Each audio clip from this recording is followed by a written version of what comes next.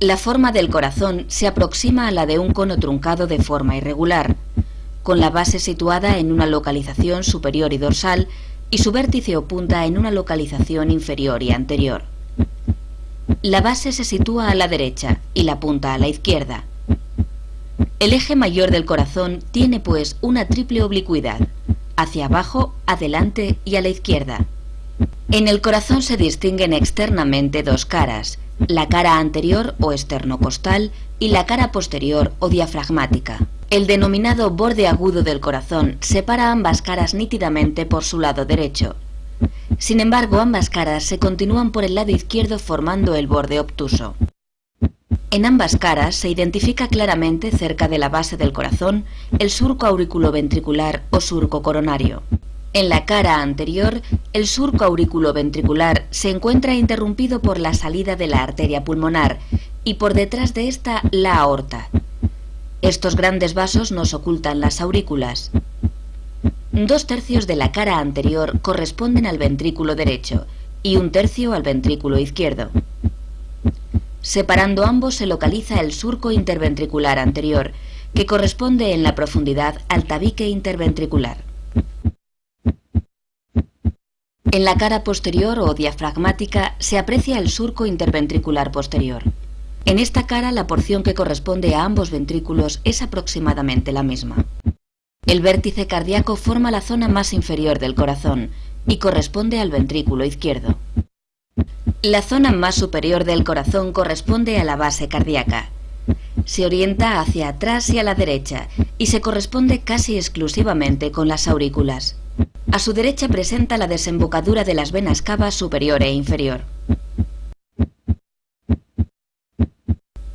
El resto de la base corresponde a la aurícula izquierda. Entre ambas aurículas, el límite suele estar deprimido y se corresponde en el interior con el tabique interauricular. En la aurícula izquierda se aprecian 4 orificios, 2 derechos y 2 izquierdos, que son la desembocadura de las venas pulmonares. Entre ellas, la aurícula izquierda es lisa y tiene íntimas relaciones con el esófago. La cruz del corazón se refiere al área posterobasal, donde el surco coronario confluye con el surco interventricular posterior. Internamente, este punto se corresponde con la unión del tabique interauricular e interventricular.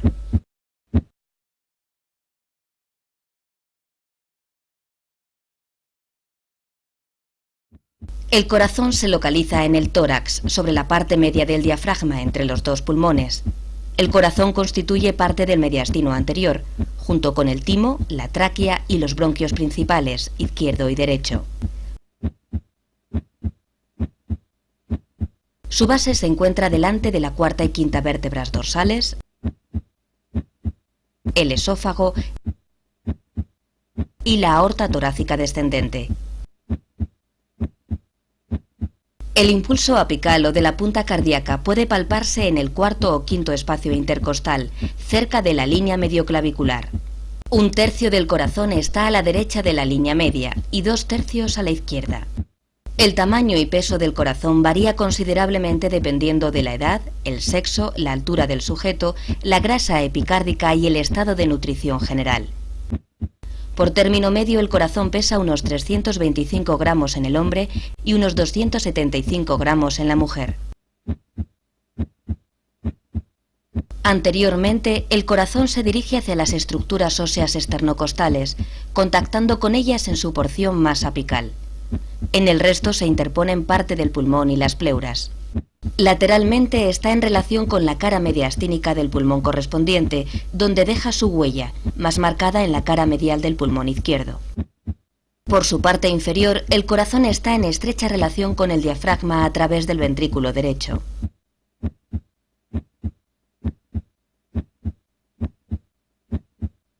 Posteriormente, la base cardíaca establece una estrecha e importante relación con el esófago. Este discurre entre la desembocadura de las venas pulmonares derechas e izquierdas. Esta proximidad facilita la exploración cardíaca transesofágica, empleando sondas ultrasónicas específicamente diseñadas para este fin.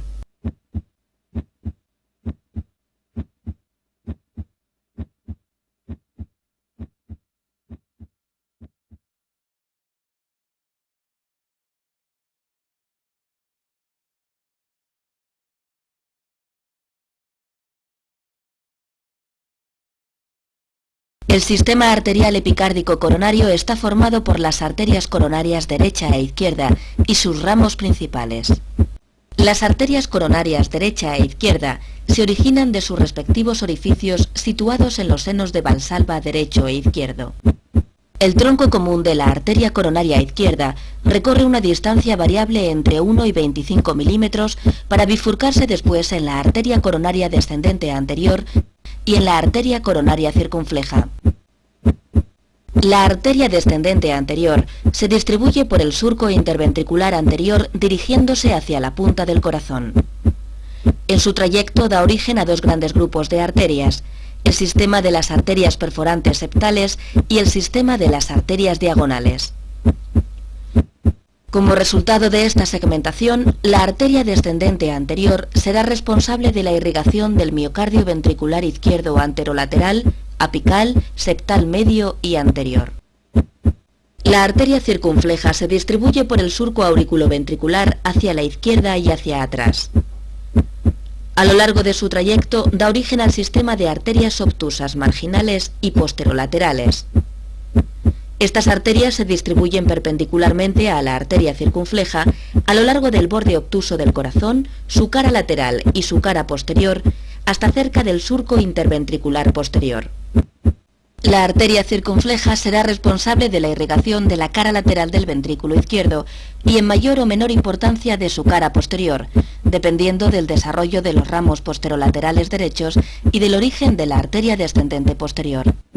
La arteria coronaria derecha discurre por el surco interventricular en dirección posterior y hacia la derecha, originando a pocos centímetros de su trayecto la arteria del cono que irriga la porción más distal del infundíbulo ventricular derecho y la salida de la arteria pulmonar.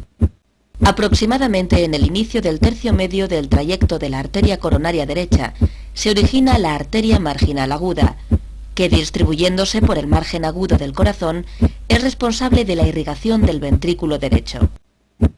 Al alcanzar la cruz cardíaca, la arteria coronaria derecha se suele ramificar en la arteria descendente posterior y en los ramos posterolaterales derechos, estos últimos en número variable y de mayor o menor desarrollo.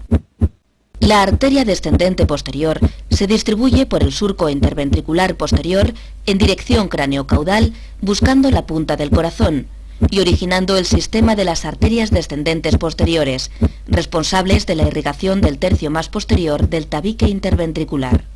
La arteria coronaria derecha es responsable de la irrigación del miocardio ventricular derecho, miocardio ventricular izquierdo posterior y septal posterior. A través de la arteria del nodo sinusal y de la arteria del nodo auriculoventricular, la arteria coronaria derecha irriga elementos fundamentales del origen y conducción del impulso eléctrico. En un 50% de los casos, la arteria del nodo sinusal se origina de la arteria circunfleja. Se reconocen en el corazón tres grandes sistemas de drenaje venoso: el seno coronario y sus venas tributarias, las venas ventriculares anteriores derechas y las venas de Tevesio.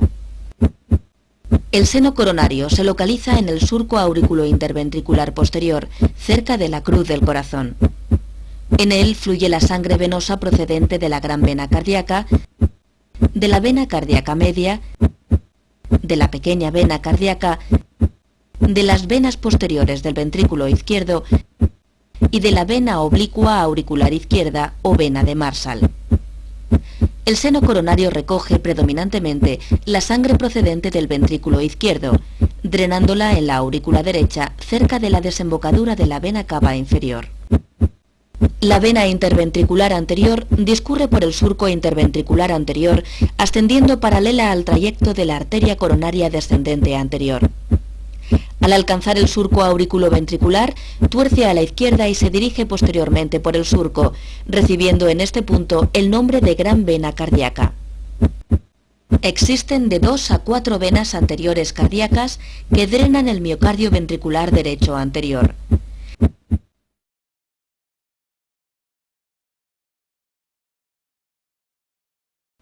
El tejido especializado cardíaco responsable del inicio y la conducción del impulso cardíaco consta de 3 elementos principales: el nodo sinusal o de Keith-Flack, la unión auriculoventricular, que incluye el nodo auriculoventricular de Ashhoff-Tavara y el haz de His, y por último las ramas izquierda y derecha con el sistema de fibras terminales de Purkinje.